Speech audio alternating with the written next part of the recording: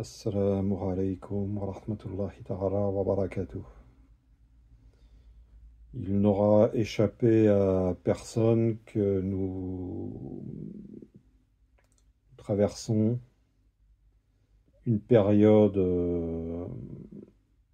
sur le plan historique qui est particulièrement tendue, avec un risque avéré de conflit mondial, de troisième guerre mondiale.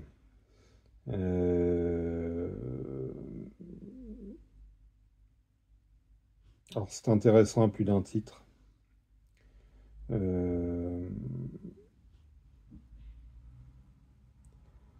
Parce que cette situation, outre l'aspect, la dimension géopolitique, revêt une dimension eschatologique, et je renvoie aux travaux de Cher Imran Hussein, qui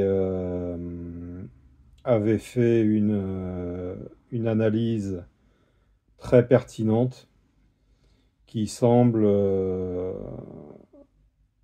se confirmer et s'avérer par l'évolution des événements. Donc, dimension eschatologique, et surtout une dimension hautement morale et spirituelle, puisque ce à quoi on assiste, c'est un combat qui dépasse les frontières de telle ou telle nation. On voit très bien que deux blocs sont dessinés. Pour résumer de manière très succincte, on a un bloc qui promeut des contre-valeurs.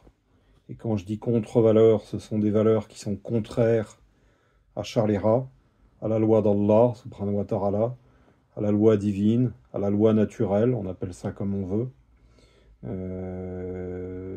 Ça se traduit par des choses comme le wokisme, le cancel, LGBTQ+, toutes ces perversions-là, qui sont manifestement contraires à la loi d'Allah, subhanahu wa ta'ala. Donc on est en plein dans le tahout, dans la rébellion. Et on voit que les pays qui ont opté pour cette voie,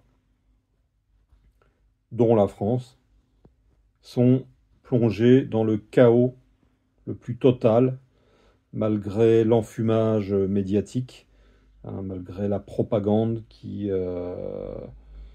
on est dans la tromperie en permanence, de toute façon. Et ça, c'est proprement diabolique, c'est proprement satanique.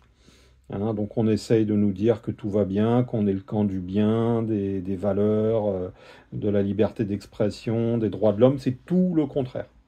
C'est-à-dire que ce qu'on nous dit, ce qui se passe, c'est totalement le contraire. On est vraiment dans le système des contre-valeurs, de la tyrannie, il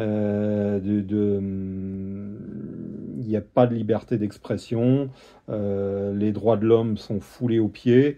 Voilà, ça c'est le système du tarout, qui est donc c'est un bloc dans lequel se trouvent les États-Unis, la France, Israël, la Grande-Bretagne, etc., etc. Et en face, on a un bloc qui est plus proche des valeurs traditionnelles, des valeurs divines, où on rejette catégoriquement toutes ces perversions LGBTQ, théorie du genre, etc., etc.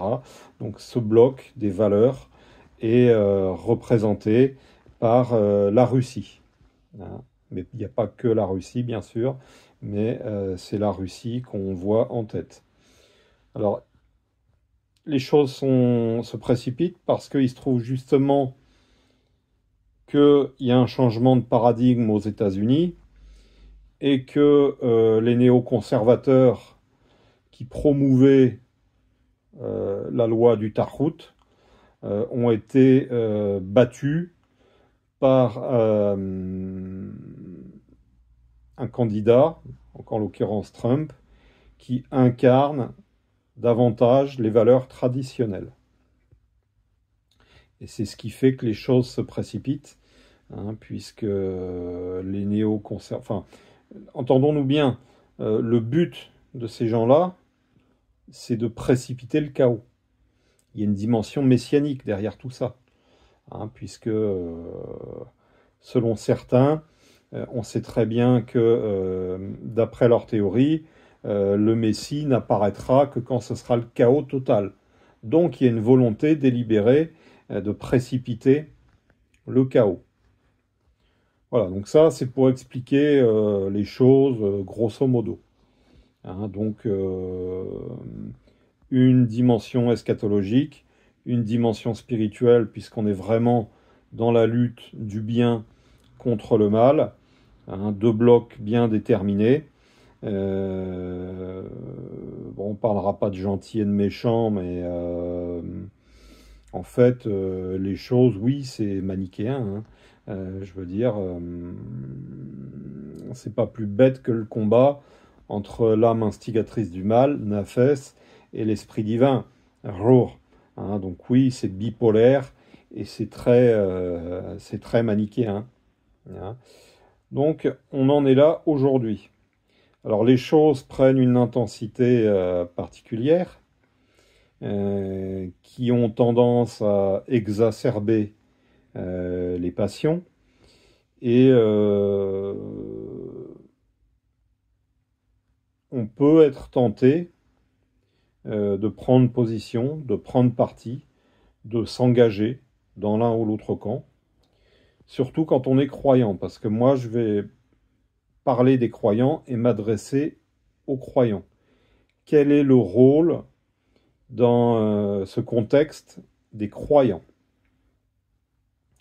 Donc je l'ai dit, les croyants qui sont attachés à la loi divine, à Sharia, à la loi d'Allah, sont tentés de se mouiller, hein, de retrousser les manches et puis de rentrer dans la mêlée.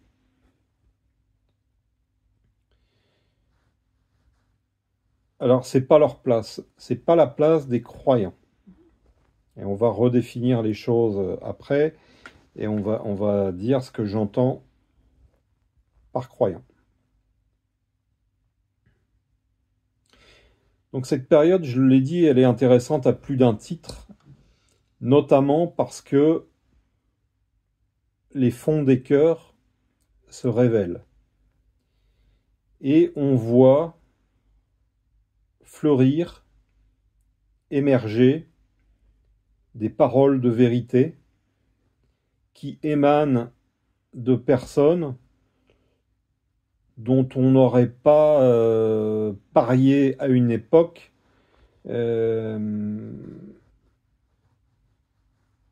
qu'elles puissent comment dire, tenir ce discours de vérité. Je pense à des personnalités du showbiz, même politiques, hein, des personnalités de gauche, par exemple, c'est un exemple, peuvent aujourd'hui tenir un discours de vérité et se positionner du côté des valeurs traditionnelles, du côté de la loi d'Allah subhanahu wa ta'ala.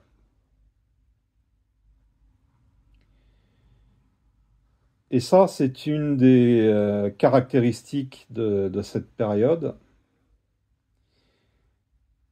c'est que Allah subhanahu wa ta'ala va investir des personnes. Donc, alors la parole se libère, on l'a dit, hein, puisqu'il y avait une chape de plomb qui pesait et qui continue de peser, mais de moins en moins. C'est-à-dire qu'il y a une prise de conscience collective. Les gens voient très bien ce qui est en train de se passer. Et petit à petit, on se rend bien compte que tout ce qu'on a essayé de nous vendre de force, parce que c'est vraiment de force, hein, et puis je reprends l'exemple de toutes ces choses LGBTQ, tout ça, les gens prennent conscience que c'est de l'imposture, que c'est de l'inversion, que c'est contraire à la loi naturelle, et que c'est source de chaos et de destruction. Et la parole se libère, et les gens parlent, et je l'ai dit, donc des gens dont on n'aurait jamais cru qu'ils puissent tenir ce discours. Donc Allah va investir des gens, il va les honorer pour jouer ce rôle, hein, pour mener le combat terrestre, le combat terre à terre. Nous autres croyants, gens de foi, c'est pas notre boulot. Non pas qu'on n'en a pas envie, je veux dire, moi le premier, si je m'écoute, je fonce tête baissée, quoi. Hein, je me mouille, j'écris, je parle, voilà. Mais il faut raison garder et surtout garder la tête froide et voir les choses d'un point de vue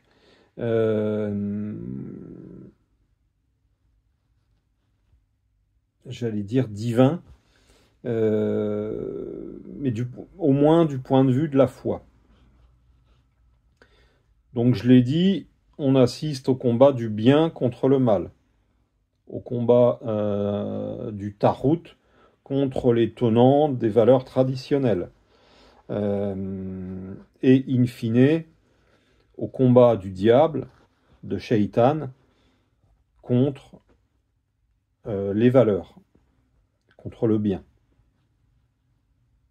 Alors là, on va faire un petit rappel. Est-ce qu'il appartient aux croyants de retrousser les manches et d'aller lutter de front contre Ash-Shaytan? Non. Je l'ai déjà dit, Allah subhanahu wa ta'ala va investir des gens pour mener ce combat, hein, pour mener le combat contre les shayatines terrestres, contre les diables terrestres. Ce faisant, il va les honorer, donc chacun son boulot. Allah destine les croyants, les gens de foi, à une autre tâche, à un autre job, à un autre travail. Et ce travail, c'est celui que, logiquement, on fait depuis toujours. Hein, qui est ce contexte ou pas, le croyant est censé appeler les gens à Allah subhanahu wa ta'ala. Pourquoi? Donc, on l'a dit, en scène, il y a Ash-Shaytan. On le rappelle, Ash-Shaytan, il a été autorisé par Allah subhanahu wa ta'ala à agir. Il est légitime dans sa démarche. Il avait demandé l'autorisation à Allah. Iblis, l'arnatullahi alayhi, avait demandé à Allah la permission, laisse-moi tenter les gens. Allah lui a dit, tu es autorisé. Il fait son job. Il est légitime. Donc à partir du moment où Allah l'a autorisé, qui serions-nous, nous autres croyants, pour lui dire, ah non, t'as pas le droit de faire ça. Il fait son job. Alors, vous allez me dire, donc du coup, on laisse faire. Non, on laisse pas faire. Shaitan, il fait son job. Nous, on fait notre job, en parallèle. Hein, et je l'ai dit, je le répète, il y aura des personnes qui seront investies, qui seront nommées, qui seront honorées par Allah pour mener le combat terre à terre contre les shayatines. Nous autres, c'est pas de notre sort. Shaitan, il appelle aux ténèbres, il tente les gens, il appelle au mal. Nous autres croyants, on appelle à la lumière. parce qu'on ne lutte pas de front contre les ténèbres. Hein, on ne va pas rajouter des ténèbres aux ténèbres, du mal au mal. Nous, on appelle à la lumière. Nous, on prône la lumière d'Allah, la lumière du messager d'Allah, sallallahu alayhi wa sallam. C'est notre boulot. Hein, donc, on fait ad-darwa, on fait l'effort de darwa, on fait du zikr, on fait des invocations et on essaye de ramener la lumière dans le cœur, dans les cœurs des gens. Hein, parce que les cœurs des gens, en ce moment, en majorité, forcés de constater que ils sont enténébrés. Alors entendons-nous bien, c'est pas nous qui allons mettre la lumière dans les cœurs des gens. Nous, on ne guide pas, c'est Allah qui guide. Mais nous, on fait les causes. Et notre boulot, c'est de faire les causes. Hein, donc de tenir des assises de zikr. Je veux dire, après, tous les moyens sont bons. Hein, chacun fait avec les capacités que Allah subhanahu wa ta'ala lui a données. Il y en a qui sont doués pour organiser, il y en a qui sont doués pour écrire, il y en a qui sont doués pour parler, il y en a qui sont doués pour faire pour le service. Chacun fait avec ses capacités, avec ses moyens.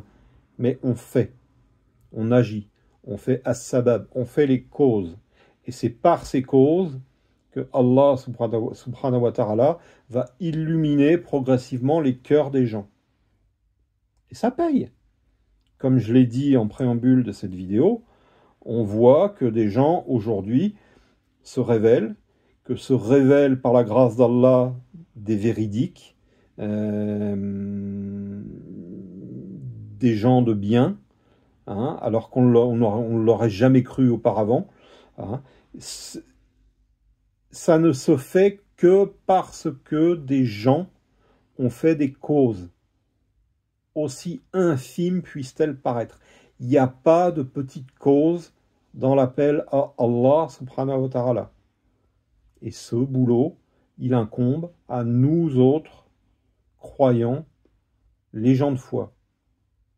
Alors j'ai dit dans cette vidéo qu'on redéfinirait les choses. Qui sont les croyants? Est-ce que c'est vraiment besoin de le définir? Les gens, au fond d'eux, connaissent leur rôle. Hein, chacun sait si c'est un homme ou une femme de foi, et au fond de lui, chacun sait ce qu'il a à faire, parce que de toute façon, il est poussé à le faire. Hein, c'est Allah qui nous guide, c'est Allah subhanahu wa ta'ala qui nous pousse. Donc chacun sait ce qu'il a à faire au fond de lui. Hein, et même c'est plus fort qu'eux.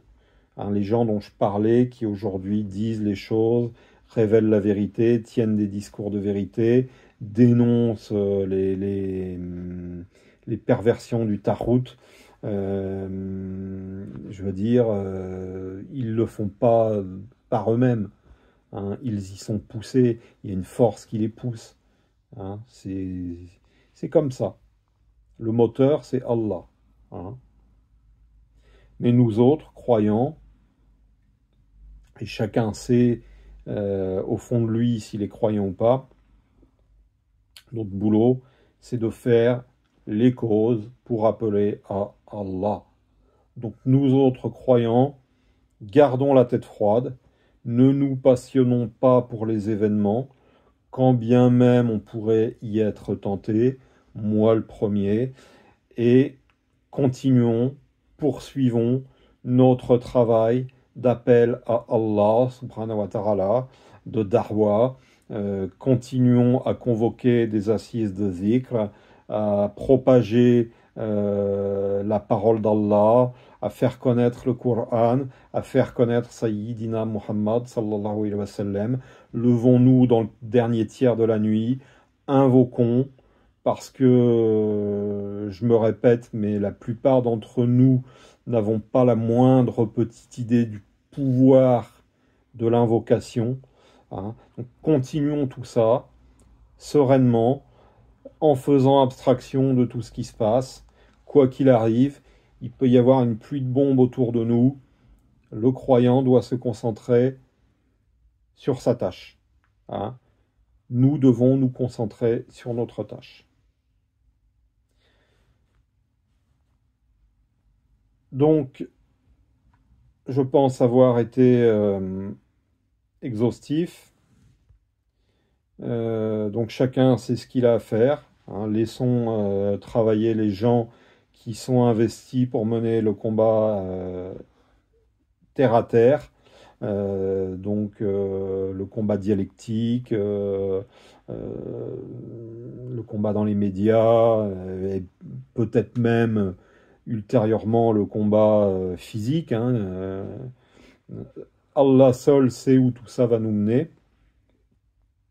Et nous autres, croyants, continuons à faire notre œuvre, quoi qu'il arrive. Hein. Et notre combat, notre effort, il se passe là où on est. Hein. C'est pas la peine de bouger, d'aller fuir à l'autre bout du monde ou je ne sais quoi.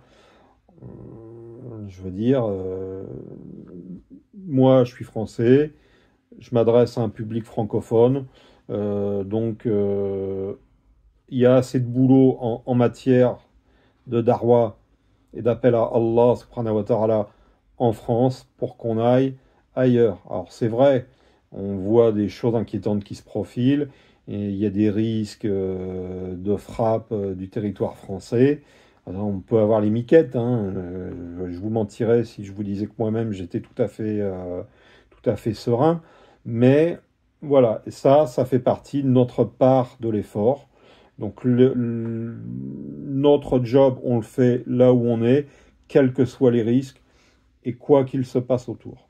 Et qu'Allah nous donne la force, le courage de tenir, hein, d'accomplir notre effort là où on se trouve, quel que soit le contexte.